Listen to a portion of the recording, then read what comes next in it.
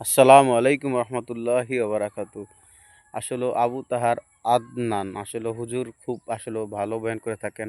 আসলে আপনারা যে সমস্ত ওনার স্ত্রীকে নিয়ে যে সমস্ত মন্তব্য আসলে আপনারা শুনতেছেন আসলে একজন আলেম আসলে আমি মনে করি তাকে আসলে খারাপ কোনো মন্তব্য আমরা না করি।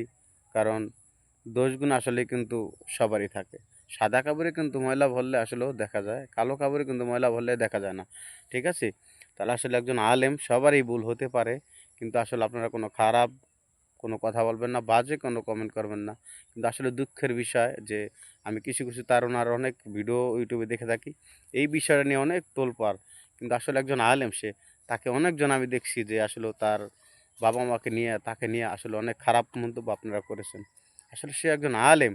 আসলে আসলে দোষ হতে পারে কিন্তু আসলে আপনারা কোনো খারাপ ভাষা, অশ্লীল কোনো ব্যবহার করবেন না। ঠিক আছে?